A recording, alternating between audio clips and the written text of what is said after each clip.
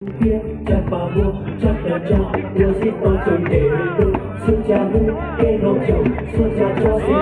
đi đâu. Đi theo đoàn xã đã nhảy vào cũng rất là điều luyện ạ.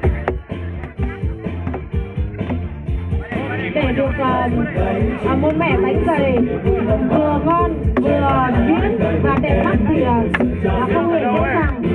Nó không chỉ những động tác điêu luyện mà cũng phải biết cái lượng sức của mình.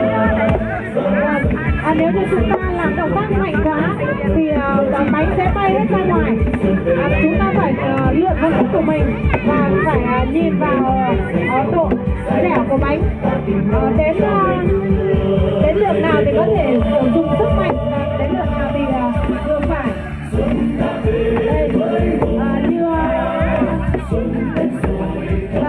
Hai thanh niên này có vẻ như là thuộc hơn.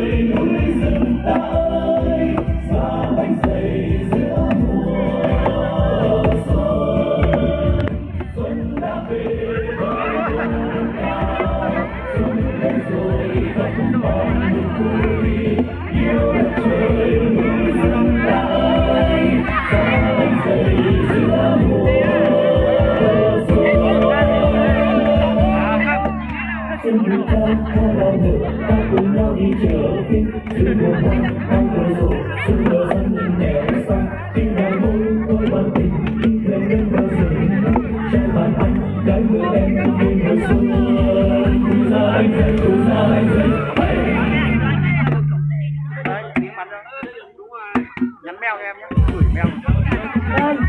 Và giờ phút này là giờ phút khó khăn nhất đối với những anh chàng đến từ xã An Đồng. Và cái thưa quý vị, bánh dày càng dẻo thì giã càng khó. Nhưng mà đến độ này chưa phải là dẻo cũng chưa phải là nhuyễn đâu. Vâng, vẫn còn một công đoạn nữa. Quý vị có thấy là hai anh chàng thanh niên đang đẩy đi đẩy lại không ạ? Động tác này là động tác làm cho bánh dày nhuyễn hơn và dẻo hơn. Và đây là động tác cuối cùng. Mỗi một lần giã bánh dày thì động tác cuối cùng đó là động tác mà hai anh thanh niên sẽ dùng sức của mình đẩy sang bên phải, đẩy sang bên trái, đẩy như thế nào để bánh dày nhuyễn hơn. Đã hết công đoạn giá bánh dày và chuyển sang công đoạn nặn bánh. Hai chị em phụ nữ được cử để đại diện cho đội xã dùng đôi tay của mình trước khi nặn bánh. Để bánh không dính vào lòng bàn tay thì chúng ta sẽ dùng lòng đào trứng để bôi xoa vào lòng bàn tay của mình, sau đó mới dùng tay để nặn bánh. Và bất cứ một dụng cụ nào cũng thế, nếu như múa và không dính bánh dày thì chúng ta sẽ dùng lòng đào trứng để bôi vào. Mùa xuân dương tổ tiên chiếc bánh dẻo hơn lúa chín vàng trên đồi nước xuân về đang ấm thêm bàn giá bánh dày tuổi mùa xuân xin mời ăn bánh dày dẻo ngon say bánh rượu ta tìm nhau cho lời hương dày lên câu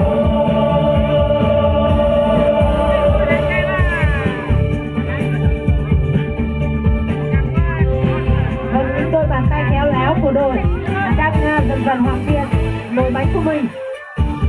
Theo như ở nhà thì theo tôi thấy là đàn ông chỉ việc giã và chỉ việc nhấc nó lên như anh chàng bên kia, và chị em phụ nữ phải là người hoàn toàn cắt bánh ra và nặn bánh. Nhưng mà trong cuộc thi này thì tôi đã phát hiện là có những người đàn ông, người Mông của chúng ta cũng rất là khéo léo, không chỉ giã bánh mà còn biết nặn bánh, còn biết chia bánh ra từng cái rất là tròn trịa, đúng không ạ? Các anh chàng người Mông ở đây có thế đúng không ạ? Ở nhà thì chỉ việc giã thôi, không phải nặn, cũng không phải cắt, không phải chia. Đấy, nhưng mà có anh chàng rất là dẻo. Chồng ơi, chồng ơi, báo đi. Chiếc bánh cuối cùng đã được hoàn thành. Xin chúc mừng đội An Đồng. Xin mời đội mang bánh lên bàn trưng bày của ban tổ chức.